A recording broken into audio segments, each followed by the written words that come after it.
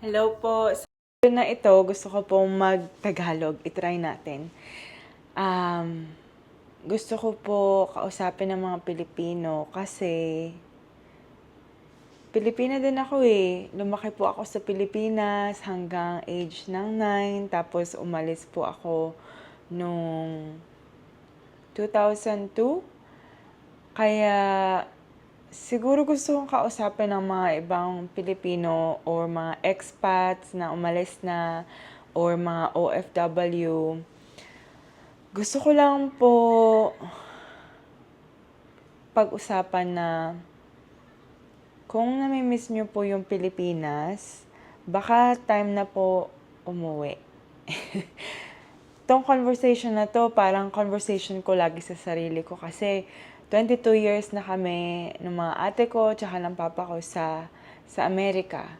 Pero ako po tsaka si papa ko never po nag-adjust. Kahit nung bata ako, parang iyak ako na iyak. Ayoko po talaga dun sa malamig tsaka sa malayo sa Pilipinas. Kasi nung bata ako, lagi ako mag-isa, yung mga ate ko nasa school. Tapos ako nandun lang sa puno ng bayabas, naglalaro mag-isa. So, naalala ko mainit, nakatank top ako, naka-shorts. Tapos, alam mo yung naglalaro lang lagi sa labas. Tapos, iba yung adjustment sa Amerika na lagi nasa building, lagi nag-aaral, lagi nasa malamig. Tapos, i-enter mo yung social media, di ba? Lagi nasa Facebook, lagi nasa Instagram, nasa phone, hindi talaga naglalaro sa labas. Siguro iba sa state ng Florida or California, pero kami kasi sa Chicago. So, parang pinag-iisipan ko rin po yung buhay na alam ko, napaka-blessed ko. Sobra kahit ang hirap ng buhay sa Amerika, super blessed po ako na nakapag-aral ako. Kasi ngayon, doktora na ako ng edukasyon. Pero gusto ko lang po pag-usapan yung kahirapan na namimiss po ang isang bansa. Kasi sa pamilya ko po, sobrang-sobra yung, "Hoy, wag mo yan sasabihin, grabe ka naman magsalita kasi ang daming tao na wish nila yung buhay mo nasa kanila din." Pero pinag-iisipan ko rin po ito kasi alam ko yung cost ng sakripisyo ng mama ko. Si mama ko po yung single mom po, siya talaga nagtrabaho. Tsaka yung mga family sa dad side ko na alam mo yun, para makuha yung mga visa noon. Pero point na rin po ng buhay, I think 33 na ako. Sobra yung pagod kasi kailangan lang grateful lagi. Nagte-thank you kay God. Pero I think even si God sinasabi na umuwi ka na iha. Umuwi ka na ina kasi time na. Alam mo yun kasi, ang nakakapagod, sige ilista ko, nakakapagod sa Amerika yung, yes, gusto ko yung nagtatrabaho at nagtuturo. Teacher din ako sa mga special students, pero siguro yung nakakapagod, yung weather. Tapos, lagi kami na maliit kasi Pilipino. Tapos, yung pagkain, hindi naman masarap, hindi presko. Siyempre, wala yung magandang ocean katulad meron tayo sa Pilipinas. Alam mo yun? Hindi ko alam kung may ibang Pilipino dito na nafe-feel din yun. I think na yung family ko alam nila, yung mga best friend, tsaka yung asawa ko alam na nila na at least gusto ko na yung buhay na in between. Kasi kailangan ko sa Amerika kasi may sakit nga ako, di ba? Kailangan ko yung mga check-up ko doon. Pero siguro nakita ko rin yung si mama ko na trabaho ng trabaho. Tapos namatay siya ng 57. Sobra yung trabaho niya. Talagang sobra yung pagmamahal niya sa Amerika na kung ano yung nagawa niya para sa amin mag-ina. Pero tingnan mo yung nangyari, nagkasakit din si mama ko, tapos namatay. Kasi sobra yung pagod. And ako rin, I was on my way there, pero nagkasakit ako ng 28. By the grace of God, nabuhay pa rin ako. You know, nabuhay ako, pero nakauwi ako finally last year, and iyak ako na iyak kasi nakatikim ako ng presko na buko, nakita ko yung mga tita ko, yung like, na-feel ko talaga yung love nila, yung walang judgment, yung proud lang sila, tapos masaya nandun lang ako. Tapos, yung parang may time lang sila yung mag-usap. Alam mo yun, iba talaga yung feeling nung pagmamahal nung umuwi ako nun sa Baguio. Kasi siguro, matatanda na rin tito-tita ko doon. Tapos, I know na nag-pass away din yung isa kong lola. Pero iba yung feeling. Parang grateful lang sila na nandun lang ako. Kasi, siguro sa Amerika din yung pamilya ko ganun. Pero parang wholesome, parang peace of previous life yun nung bata ako na siguro yung ngayon iniisip ko nga, I know we had to do what we had to do, pero alam mo yon yung may cost din ang dreams, di ba? Meron ding cost na hindi naman everything is greener on the other side. So, all those years na nag-study and work hard sa Amerika si mama ko, tas ako nag-go to school, parang winawonder ko rin, ano yung cost nun, di ba? Dapat, syempre, may sacrifice, pero siguro, in-start ko lang tong video para mag-Tagalog ako ulit. Kasi English na ako ng English sa mga video ko, pero yung personality ko talaga nasa Tagalog, di ba? Ewan ko kung nakikita nyo, parang, even right now, mas masaya yung feeling ko na nagtatagalog ako.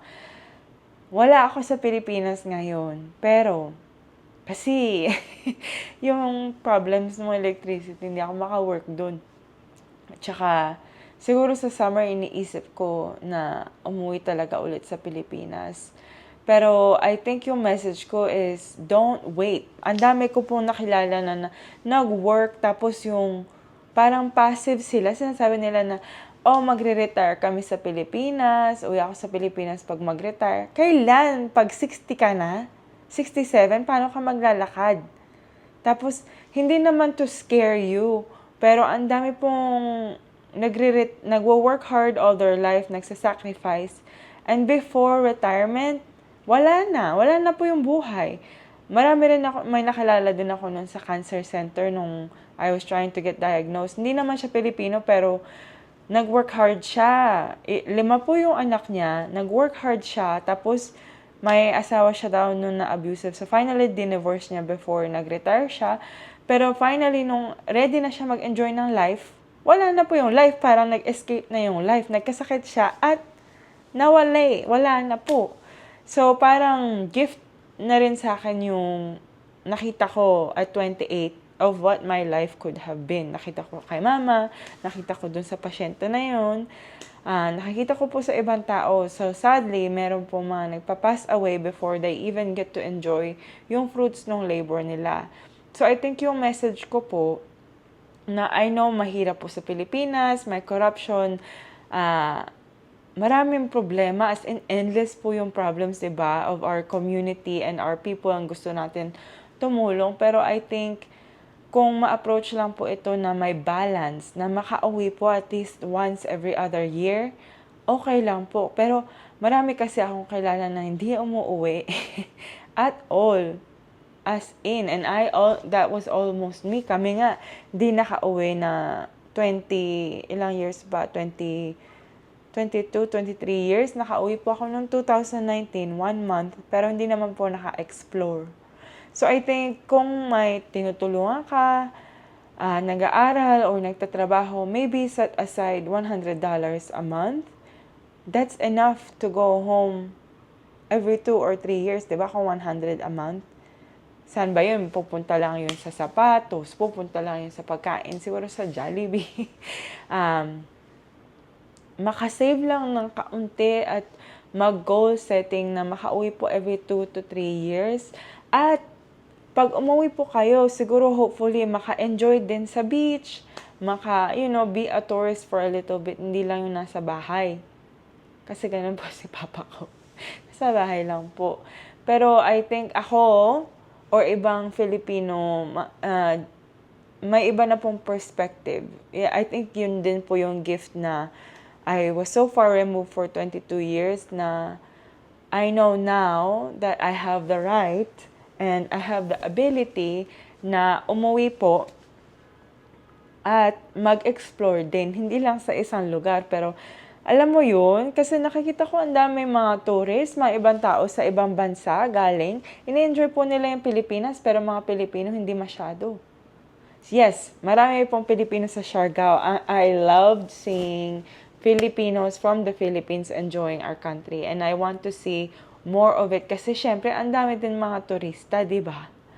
So, I think na parang nire-romanticize yung country. Hindi naman sa ini-ignore natin yung mga problema sa buhay, pero okay lang, may problema. Dagdagan nyo naman ng enjoyment kahit hindi naman po gumagastos masyado, di ba? I wish umuwi ako more than, siguro mga 10 years ago nung nasa college ako. Hindi po ako umuwi kasi hintay lang ng hintay sa mga ate ko. Yung mga ate ko rin nahihirapan, di ba?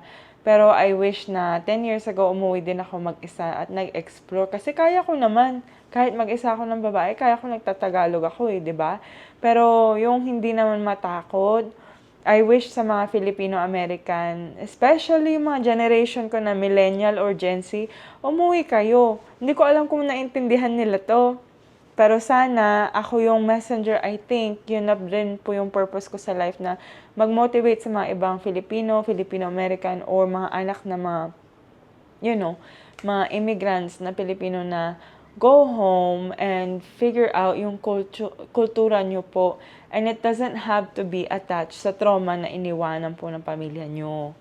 Alam nyo po yun. Kasi healthy na po, I think healthy po yung relationship ko with my family. Kasi parang, yes, meron pong trauma nangyari 25 years ago, pero hindi na yun yung ngayon eh. Ibang-iba na po ang Pilipinas.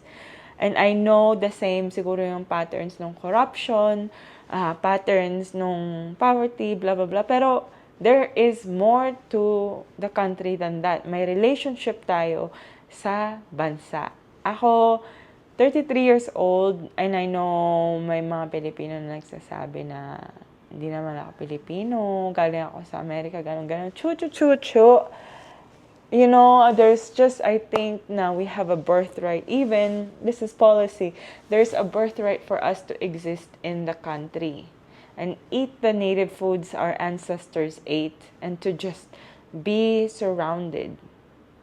Alam mo yun, there's, I guess, ito action or call to healing na umuwi kasi inisip ko rin yung mama ko, love na love niya po yung United States. Ano nangyari? Parang wala lang. Trabaho po siya ng trabaho. Yes, yung sacrifices niya nasa akin na po, pero I wish she got to enjoy yung fruits ng labor niya. And marami rin po ako nakita na elderly, hindi na po nakaka-go home and enjoy. Kasi parang yung perspective na, ano ba yun? Perspective na yung trauma or thinking the worst of the people there, hindi naman eh. Hindi ko po alam kung paano po yun ma-change unless siguro minomodel ko, di ba, na expect better from Filipinos, I guess. Like, pwede naman po. Ang dami po, I think yung model po na ang dami mag-join po kayong Facebook group. I'm part of some yung mga Siargao rentals. Bakit po sila nakaka-enjoy? Hindi naman po nila tinitink yung worst doon. Kasi siguro detached or far removed po sila sa, yung dynamics ng Filipino family. Pero sila po nag-e-enjoy. Tumitira sila doon. And that's, bansa natin yun, di ba?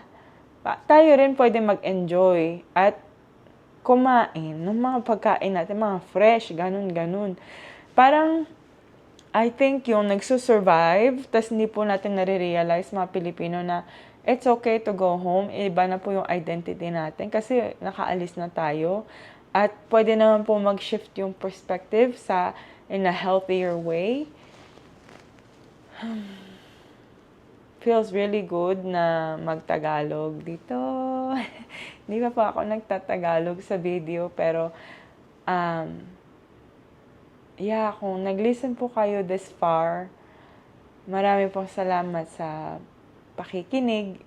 Salamat po sa pasyensya na nakapractice po ako ng Tagalog. Kasi nung nakauwi talaga ako last year, yung puso ko parang nagbibit talaga. Yung gusto umiyak every time. Kasi talaga emotional eh. Hindi ko po alam kasi may inexplain din po yung driver ko sa Bali na when we are born, yung umbilical cord daw It's attached to the land. Hindi ko alam, baka tinapon lang ng doktor yung umbilical cord ko or whatever, but it's attached to that land. And I know I'm one of those people na kahit saan tumira sa mundo, kahit 22 years na sa Amerika, yung pagmamahal ko sa kultura ng Pilipinas, nandun pa rin. Hindi na po yung mawawala. Parang kahit trinay ko po mag-assimilate doon, ang galing ko na mag-English at pinag-aralan ko. Mas magaling pa ako doon sa mga born there. Hindi iba talaga yung feeling ng magtagalog at pumunta sa store at magtagalog. Tapos kakain lang mga simple, mga tukneneng, ganun. Alam mo, parang yun na yung naging luxury ng buhay Yung yung lahat ng sacrifice ng mama ko mag-immigrate, tsaka yung family ng papa ko, parang yung luxury na sa akin ngayon, yung to spend time to be able to be home. Home talaga is where the heart is. Parang finifigure out pa namin nung asawa ko kasi Mexican siya eh. Siya din homesick sa kanila pero parang sa akin, ibang-iba talaga yung lumangoy sa dagat natin. Ang dami ko ng mga 30 countries na ang na-travel ko. Tama yung lola ko. Sabi ng lola ko nun, yung Pilipinas sobrang ganda. Nung lumaki siya, ang dami niyang magagandang nakita. And nakatravel na rin siya sa Europe, sa Spain, Japan. Pero yung puso niya daw, yung sa kagandahan ng Pilipinas. And I agree with that. Ang dami ko na talagang napupuntahan. Pero alam mo yung kumakanta lang yung puso mo pag naririnig mo yung Tagalog. Or I don't know, siguro years and years na kasi na puro English lang or Spanish. Alam ko rin magsalita ng Spanish. Pero I think messenger lang ako, yung whether it's for me or mga anak po ng mga immigrants or migrants, tsaka OFW or kung wala ka sa Pilipinas, parang it's time to go home and just visit. I think yung first action is, how much does it cost to go home? You know, you don't have to spend. Kasi noon, I was worried wala masyadong pera, di ba? Maybe I need $5,000 to go home. I waited a really long time to go home and I wish I went home sooner. Kasi pwede naman mag-exist. Mga tito ko hindi nagtatrabaho, nakaka-uwi. Si papa ko rin hindi nagtatrabaho, nakaka-uwi. Kasi syempre binibili naman ng mga asawa nila yung ticket pero you don't need an exorbitant amount of money. Alam mo yon kasi I think I was raised to go home and have a lot of money to go home. Pero I think yung luxury din ng life, street food ka lang or makakain ng fresh na inihaw na bangus. Alam mo yun, tsaka yung kumain ng tinapa, kumain ng seaweed. Parang iba na yung appreciation doon. Ganito ko nga kanina kasi yung buko, di ba? Yung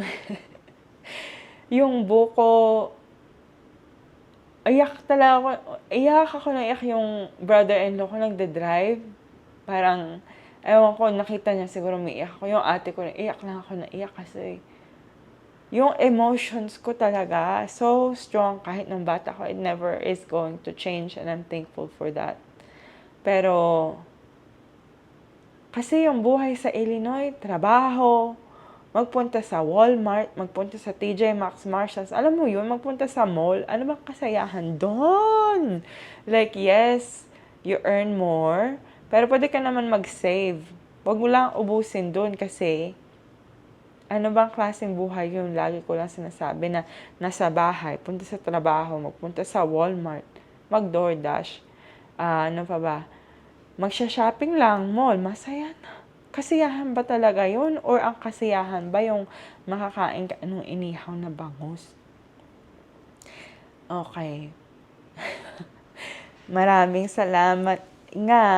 I think na we have to rework our shame around going home or being sa Pilipinas. I hope this resonates with at least one person.